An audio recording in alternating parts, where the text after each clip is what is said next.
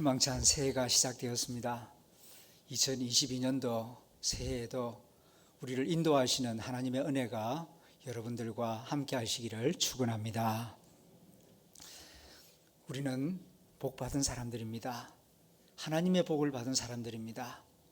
그 중요한 증거가 지금 이 자리에, 예배의 자리에 내가 나와 있다는 사실입니다. 세상에 많은 물질을 가지고 화려하게 편안하게 살아간다 할지라도 하나님의 아들이신 예수님을 알지 못하고 예배의 자리에 나올 수 없다면 사실 허무한 일입니다. 모든 것은 다 죽어서 흙으로 돌아가는데 우리가 예수님을 알지 못한다면 영생을 알 수가 없고 또 우리의 모든 수고는 여기서 끝나버리기 때문입니다. 그런데 하나님께서 우리의 작은 믿음을 보시고 우리를 택하여 주셨고 하나님의 자녀로 삼으셔서 이 땅에서부터 하나님을 알고 하나님을 예배하는 자로 만들어 주셨습니다. 이 은혜, 이 축복이 얼마나 귀한 것인지를 깨닫고 범사에 감사하며 금년 한 해도 감사함으로 모든 유혹과 어려움을 이겨내는 믿음의 용사들이 될 수 있기를 축원합니다. 새해가 시작되면서 우리 교회 표어도 새로워졌습니다. 금년도 우리 교회 표어는 복음으로 교회를 새롭게 세상을 이롭게입니다.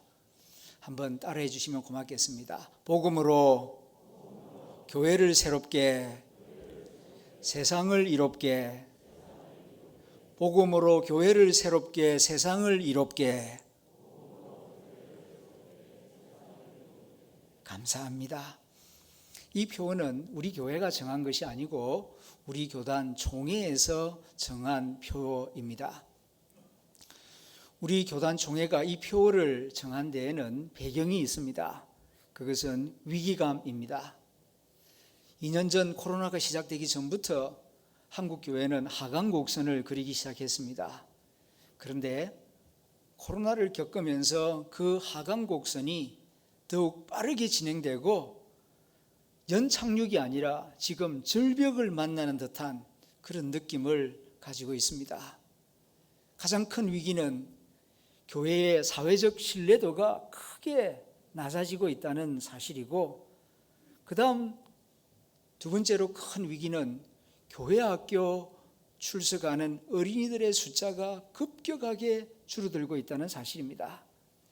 교회는 세상의 소망이며 또 교회 학교 어린이들은 우리 교회의 미래입니다.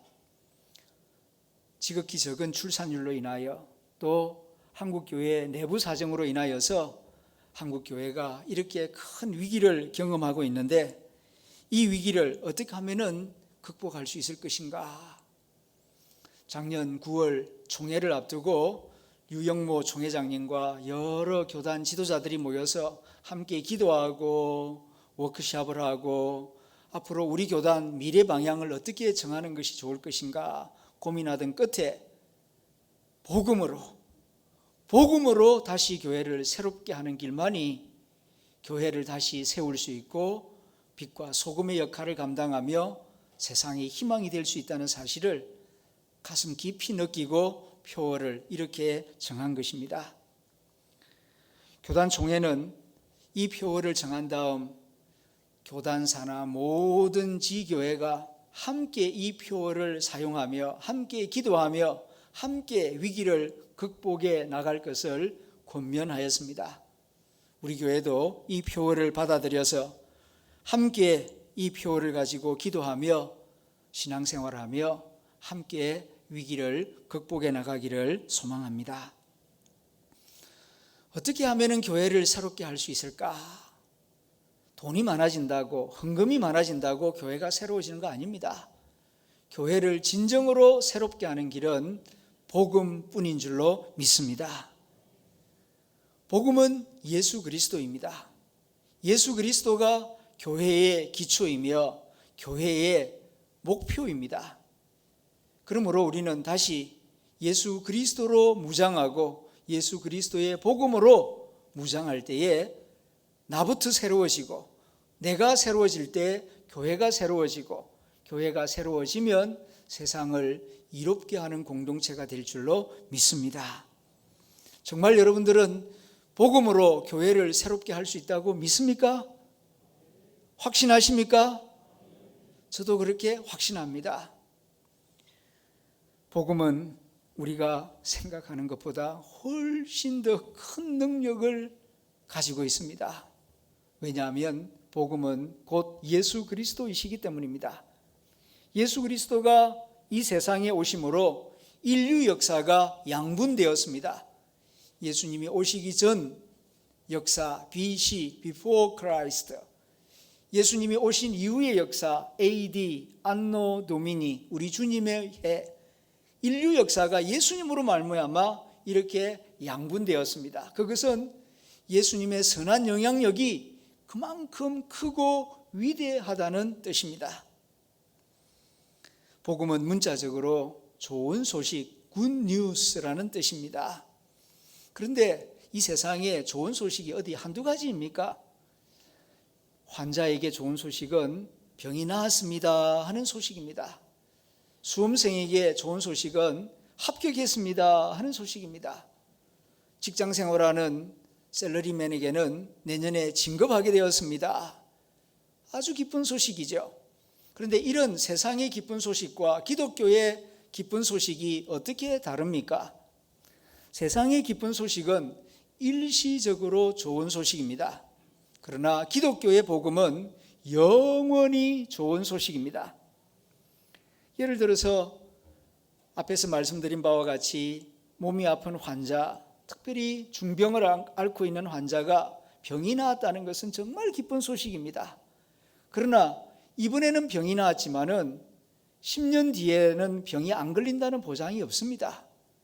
살다 보면은 또 다른 병에 걸리게 되고 마지막에 가서는 결국 죽음으로, 흙으로 끝나고 마는 것이 인생입니다. 시험에 합격했습니다. 그래서 대학교에 들어갔습니다. 기쁘지요. 그러나 그게 전부가 아니죠. 그 다음 중간고사, 기말고사 잘 치러야 합니다. 그걸 잘 치르지 못하면 졸업할 수가 없습니다. 합격하는 기쁨은 얻었지만 졸업하는 기쁨은 누릴 수가 없는 것입니다. 승진하는 것도 그렇습니다. 계장에서 과장이 되면 기쁩니다. 계장에서 부장이 되었을 때 얼마나 행복합니까? 그러나 부장이 된 다음 다른 친구들은 다 임원이 되고 이사가 되는데 자기 혼자만 만년 10년 동안 부장으로 남아있다가 퇴직을 앞두고 있으면 우울합니다. 나는 이렇게 부장으로 끝나나 더 이상 승진하지 못하는가 생각하면 진급했을 때의 기쁨은 사라지고 마음에는 우울함이 남는 것이 세상의 기쁜 소식입니다. 그래서 세상의 굿뉴스는 일시적으로 좋은 소식이에요. 그러나 하나님의 아들 예수 그리스도를 통하여 우리에게 주신 복음, 죄 사함의 은혜와 하나님의 자녀가 되는 이 은혜와 특권은 이 땅에서 일시적으로 좋은 소식이 아니라 영원히 좋은 기쁜 소식입니다. 그래서 우리는 이 복음으로 하나님을 예배하며 복음으로 하나님을 찬양하며 복음으로 감사하는 것입니다. 이 복음을 확신하고 이 복음 안에서 진정으로 기뻐하는 영혼을 가지게 될 때에 우리는 삶을 새롭게 할 수 있고 세상의 모든 유혹과 두려움도 넉넉하게 이겨낼 수 있는 믿음의 용사가 될 줄로 믿습니다. 지금까지 교회는 복음을 가르치고 복음을 믿고 또한 복음을 전파해 왔습니다. 그런데 복음으로 교회를 새롭게, 그렇다면 지금까지 교회는 복음을 가르치지 않았다는 말인가? 복음을 믿지 않았다는 말인가? 그런 뜻이 아닙니다. 복음으로 교회를 새롭게 한다는 것은 지금까지 우리가 복음 아닌 다른 것을 믿고 복음 아닌 다른 것을 가르쳐 왔기 때문이 아니라 위기 가운데에서 다시 한번 복음의 진리를 굳게 붙잡자 하는 뜻에서 복음으로 교회를 새롭게라고 표어를 내건 것입니다. 위기 가운데 있으면 마음이 불안하여 이거 말고 다른 거 없나 하고 두리번거리기가 쉽기 때문입니다. 사도 바울이 데살로니가 교회 성도들에게 쓴 편지 중에 이런 권면의 말씀이 있습니다. 데살로니가 후서 2장 13절부터 15절 세 번역으로 읽어드립니다. 주님의 사랑을 받는 형제자매 여러분, 우리는 여러분의 일로 언제나 하나님께 감사하지 않을 수 없습니다. 하나님께서는 여러분을 성령으로 거룩하게 하시고 진리를 믿어 구원에 이르게 하시려고 처음부터 여러분들을 택하여 주셨기 때문입니다. 이렇게 되게 하시려고 하나님께서는 우리의 복음으로 여러분을 부르시고 여러분에게 우리 주 예수 그리스도의 영광을 얻게 하셨습니다. 그러므로 형제자매 여러분, 든든히 서서 우리의 말이나 편지로 배운 전통을 굳게 지키십시오. 그렇게 권면합니다. 굳게 지키라고. 그런데 시간이 지나면서 이런저런 이유로 복음을 굳게 지키지 못하는 경우들이 생깁니다. 크게 이유가 세 가지라고 생각됩니다. 첫째는 고난과 핍박이 찾아오면은 복음을 놓아버리기가 쉽습니다. 두 번째로는 화려한 유혹이 찾아올 경우에 복음을 떠나버리기가 쉽습니다. 세 번째는 매너리즘에 빠지게 되면은 복음에 대한 확신이 희미해지기가 쉬워요. 복음을 굳게 붙들지 못하는 교회는 마치 무엇과 같은 거 아니 맛을 잃은 소금과 같은 것입니다. 맛을 잃은 소금의 운명이 어떻게 되는지 주님께서 말씀하시지 않았습니까? 맛을 잃은 소금의 모습, 구체적으로 어떤 모습인가? CCM 노래 가운데에 맛을 잃은 소금이라고 하는 노래가 있습니다. 그 가사를 보게 되면은 코믹하면서도 풍자스럽게 맛을 잃은 성도들의 모습을 말해주고 있습니다. 드라마 끝까지 보다 지각 예배, 스포츠 중계 보러 일찍 귀가, 장로님의 기도 때는 낮잠 보충, 목사님의 설교 때는 설교 비판, 하지만 축도는 받아야지. 내가 믿기 편한 방식대로 자기를 위한 예수님을 만들어내고 마음에 드는 말씀 골라 자기에게 이롭도록 해석하지. 내가 믿기 편한 방식으로 나를 위한 예수님을 만들어내니 십자가에 못 박히신 예수는 없네. 성가대가 노래하면 실력평가, 안 가져온 헌금 찾아 뒤적뒤적. 밥 먹을 땐 누가 볼까 눈만 껌뻑. 술 마시고 담배 필 땐 무신론자. 목사님이 몰라준다 투덜투덜. 보기 싫은 사람 있어 교회 바꿔. 내가 믿기 편한 방식으로 자기를 위한 예수님을 만들어내고 마음에 드는 말씀 골라 자기에게 이롭도록 해석하지.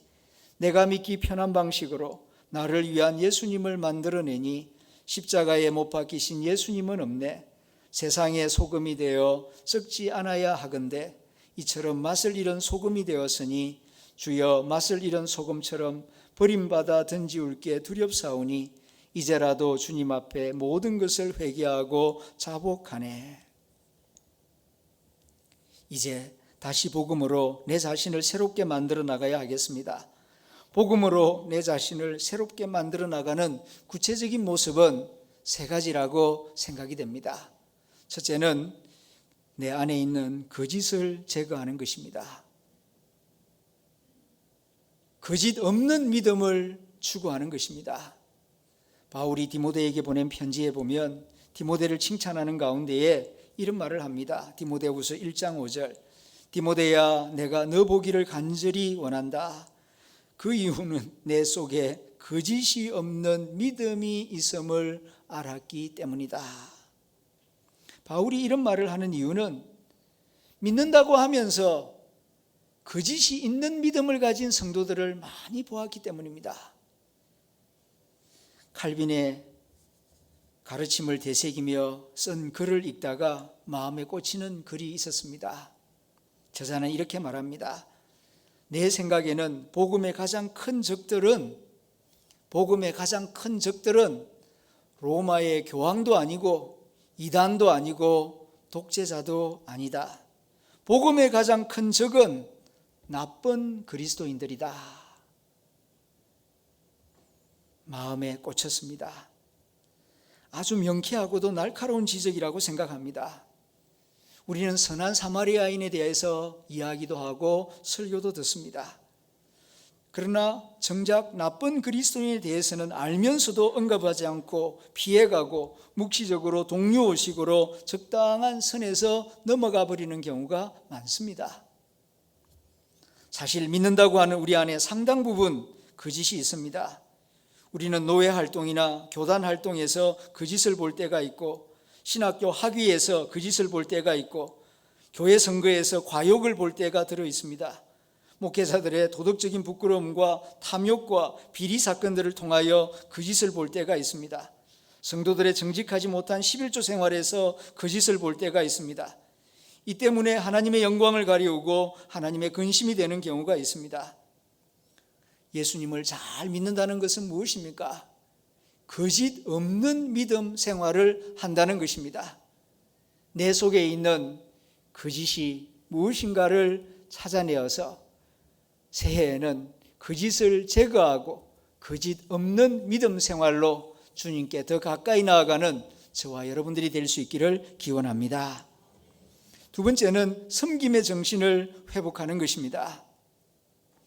예수님이 오심으로 이 세상이 새로워지기 시작했습니다. 그 중요한 이유 중에 한 가지는 섬김을 가르쳐 주셨기 때문입니다. 이 세상은 예수님을 알기 전까지는 지배의 정신으로 가득 차 있었습니다. 그러나 예수님이 오셔서 말씀하십니다. 내가 이 땅에 온 것은 섬김을 받으려 온 것이 아니라 섬기기 위하여 왔다. 정말 충격적인 말씀입니다.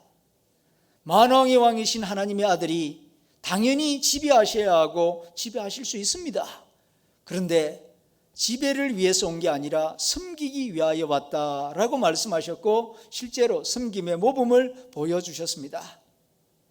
왜냐하면 섬김이 있는 곳에 평화가 있고, 섬김이 있는 곳에 생명들이 살아나고, 섬김이 있는 곳에 하나님의 나라가 이루어지기 때문입니다. 교회는 지배의 공동체가 아니라 섬김의 공동체가 되어야 하나님의 나라를 이 지역 사회에, 이 사회에 심는 하나님의 도구가 되는 줄로 믿습니다. 그런데 우리는 교회를 다니면서 이러한 설교를 많이 들어왔고 머리로는 알고 있지만은 어느 순간 기회만 되면은 내 마음속에 지배하고자 하는 욕망이 꿈틀거립니다. 누가 나를 섬겨주지 아니하면은, 대접해주지 아니하면은 왠지 섭섭한 마음이 생기고 섭섭마귀가 속에 들어와서 그것 때문에 갈등이 생기고 교회를 어지럽게 하는 경우가 꽤나 많이 있습니다. 우리는 복음의 정신, 다시 말하면 섬김의 정신으로 다시 돌아가서 정말 예수님의 마음으로 낮은 자가 되어서 섬기는 일에 더 열심을 내어야 할 줄로 믿습니다. 그럴 때에 우리 교회가 새로워진 교회는 이 마을과 이 세상에서 빛이 될 줄로 믿습니다. 세 번째로는 나눔과 선교에 힘쓰는 것입니다. 이것이 복음으로 새로워지는 구체적인 모습입니다. 복음의 정신이 사라지게 되면 교회는 바벨탑을 쌓으려고 합니다. 바벨탑, 그게 뭡니까? 하늘 높은 곳까지 높은 건축물을 세워서 우리 이름을 내자. 그게 바벨탑 건축 정신 아니겠습니까? 바벨탑 건축은 하나님이 미워하시는 일입니다.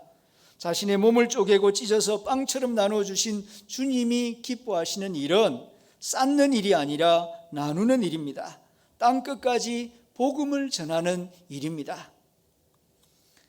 금년에 우리 교회는 50주년 행사를 준비하고 교회당을 리모델링하는 중요한 목표를 가지고 한 해를 바쁘게 살아갈 것입니다. 이 모든 일들이 복음의 정신으로 이루어지기를 기도합니다. 거짓없는 믿음으로 이루어지고, 그리고 섬김의 정신으로 이루어지고, 나눔과 선교를 위한 정신으로 리모델링이 이루어지고 50주년 기념 행사가 되기를 기도하며 뜻과 힘을 모아야 할 줄로 믿습니다. 옛말에 빈환주인이라는 사자성어가 있습니다. 빈 하면은 자주 빈, 환 하면 불을 환, 그리고 주인입니다. 자주 내 마음의 주인을 불러서 대면하라 하는 그런 뜻이 담긴 성현의 가르침입니다. 왜 내 안에 주인을 자주 불러야 합니까? 그러지 않으면은 밖에서 온 6개의 손님이 나를 호리고 나를 끌고 가버리기 때문이라는 것입니다. 밖에서 온 6개의 손님이 뭐냐 하면은 안, 이, 비, 설, 신, 의라고 합니다. 무슨 뜻인 거 아니? 안 하면은 눈으로 보는 것에 홀려가지고 거기에 그냥 유혹되기가 쉽다는 것입니다.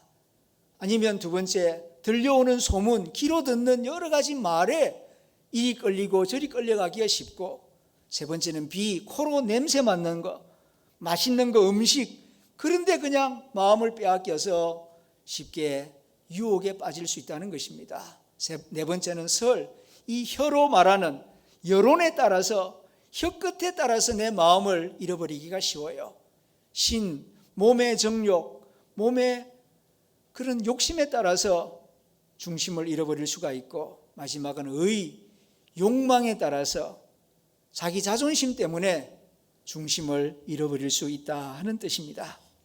그러므로 바깥에서 들어오는 무책임한 손님들에게 이리저리 끌려다니지 아니하려면은 내 안의 주인을 불러내어 자주 그 얼굴을 보아야 한다는 것입니다. 내 안에 참된 주인이 누구입니까?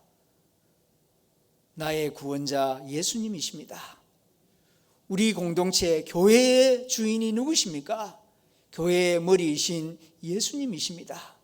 그러므로 무슨 일을 할 때에는 항상 밖에서 들려오는 이야기를 듣기 전에 내 안에 참된 주인이신 우리 교회의 머리이신 예수님의 이름을 부르며 예수님이시라면 어떻게 하실 것인가? 예수님이 원하시는 뜻이 무엇인가? 이것을 먼저 묻고 들어야 한다는 것입니다. 그럴 때에 우리가 바른 길을 걸어갈 수가 있습니다. 우리 안에 주님을 자주 만나지 아니하면은 우리는 세상에 보이는 것에 의해 낙심하고 듣는 소리 때문에 염려하게 되고 세상에서 말하는 것 때문에 상처받고 몸과 뜻이 헛된 것에 끌려다니기가 쉽습니다. 세상이 혼란스럽습니다. 금년에는 더 혼란스러울 것으로 예상이 됩니다. 복음이신 예수님을 굳게 붙잡고 예수님의 가르침과 정신으로 한 해를 살아내는 저와 여러분들이 될 수 있기를 간절히 소망합니다. 우리가 복음으로 무장하기를 원합니다. 복음으로 무장하는 가장 좋은 길은 예수님을 가장 기뻐하는 마음을 가지고 사는 것입니다. 주 예수보다 더 귀한 것은 없습니다. 진짜 그렇습니다. 이 세상에 있는 모든 것, 즐거움, 금은보화 다 일시적인 것입니다. 그러나 예수님은 영원히 좋은 소식이요 영원히 좋은 축복입니다. 그러므로 예수님이 나의 가장 큰 기쁨입니다. 범사에 이렇게 고백하며 예수님을 기뻐하는 마음으로 충만하면은 유혹도 이길 수 있고 두려움도 이길 수 있고 염려 걱정도 다 다스릴 수가 있는 것입니다. 하나님을 기뻐하라. 그리하면 내 마음의 소원이 다 이루어지리라. 시편 기자가 그렇게 가르쳐주고 있지 않습니까? 하나님을 기뻐하고 나의 주 예수님을 가장 기뻐하는 마음으로 충만해질 때에 내 영혼과 삶이 새로워지고 내가 새로워질 때 교회가 새로워지고 교회가 새로워지면은 세상을 이롭게 하는 공동체가 되는 줄로 믿습니다. 기도하겠습니다.